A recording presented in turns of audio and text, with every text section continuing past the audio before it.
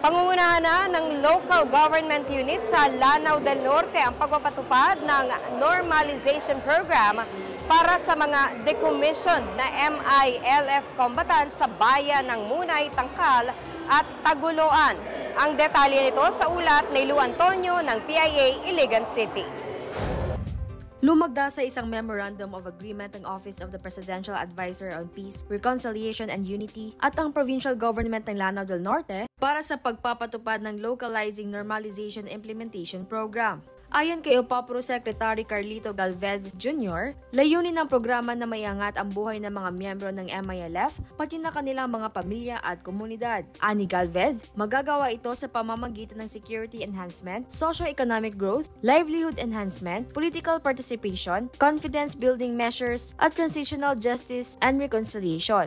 Yan talaga ang natin sa national government that it will be inclusive and no one will left behind. Kumakita natin that the program that we are giving are for the combatants, their families, and the communities. So lahat po ng member ng community will be given the appropriate programs that they'll be needing.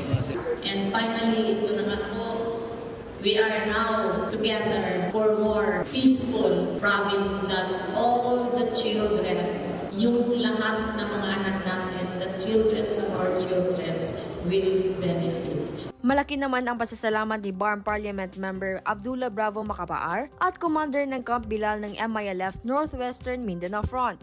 Nandito po kami at nagpapasalamat sa inyong lahat dahil the Comprehensive Agreement of the Bangsamoro sana po ay matuloy ang lahat ng bilang ang kampo natin ay hindi camp kung hindi Bilal community sa buong Lanao del Norte. Kasabay ng MOA signing, isinagawa din ang kauna-unahan nilang pagpupulong kasama ang iba't ibang ahensya ng gobyerno upang pagplanuhan ang pagpapatupad ng mga programa para sa mga decommissioned MILF combatants at kanilang komunidad. Ako si Lu Antonio ng PIA Iligan City, Lanao del Norte para sa PNA Headlines.